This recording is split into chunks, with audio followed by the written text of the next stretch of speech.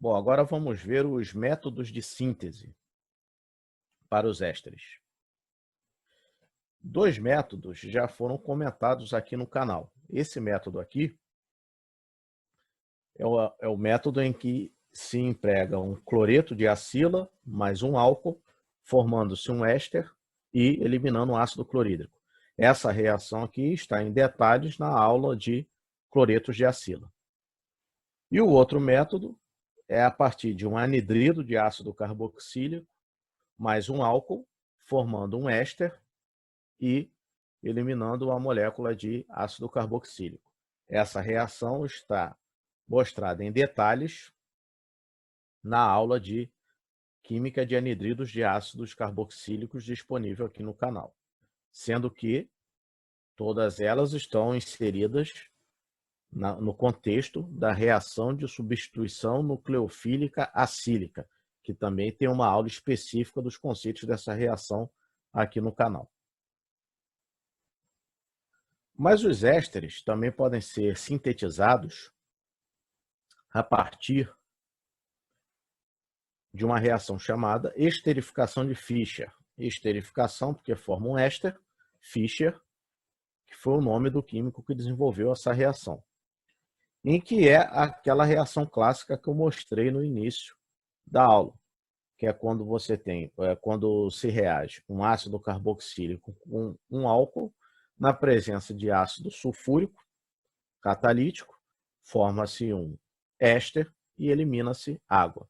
Então, esterificação de Fischer é o nome da reação de síntese de ésteres, partindo de um ácido carboxílico e um álcool subcatálise ácida. Aqui o mecanismo de reação, a primeira etapa da reação é chamada etapa de ativação da carbonila, que consiste na protonação do átomo de oxigênio da carbonila do ácido carboxílico.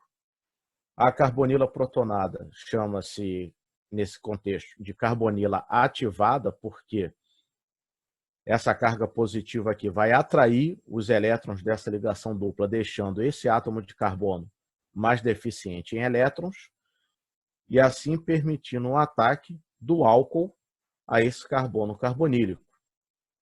Ou seja, ativação da carbonila para deixar a carbonila mais ativada frente à reação de com um nucleófilo. O nucleófilo, no caso, é a molécula de álcool.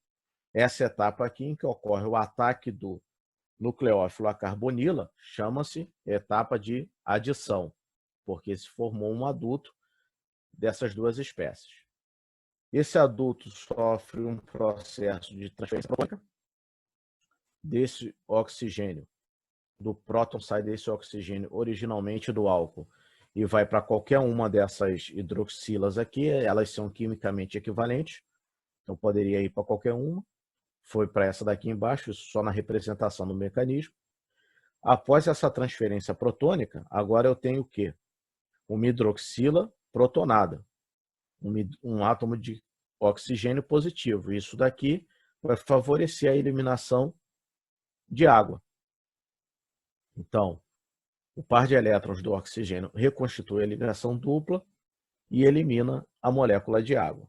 Depois, quando a reação está terminada, se neutraliza o meio, normalmente com a base, e aí você tem e aí ocorre a etapa de desprotonação da carbonila e a obtenção do éster em forma neutra. Essa seta aqui está representando exclusivamente a retirada do próton, a neutralização do meio.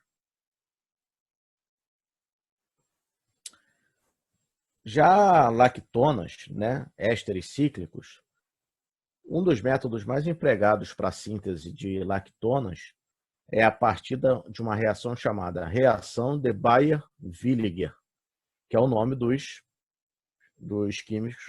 químicos que desenvolveram essa reação, que consiste sempre de uma cetona cíclica reagindo com esse ácido aqui, o ácido meta-cloro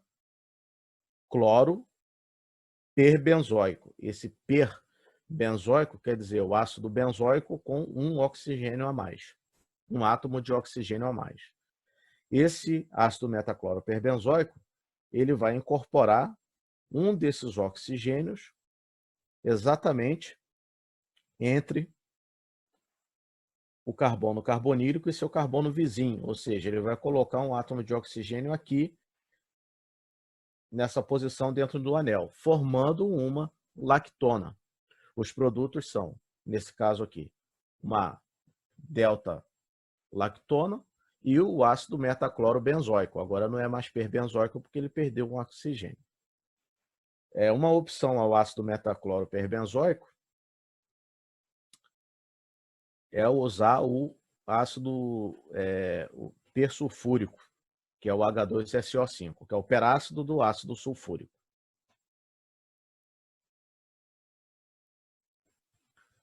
Já em processos industriais para a produção de ésteres em grandes quantidades, costuma-se utilizar esse processo aqui, que envolve uma reação de carboalquilação, que é quando os reagentes são um alceno, monóxido de carbono e um álcool com um catalisador à base de paládio.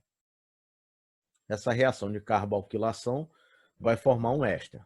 Para identificar aqui os pedaços, esse R1 e esse oxigênio vem do álcool.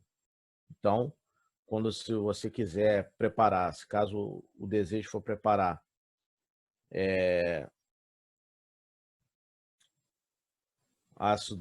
ésteres butíricos, pentílicos, né, com a cadeia maior aqui, se emprega o álcool com o tamanho da cadeia que se deseja ligado ao oxigênio.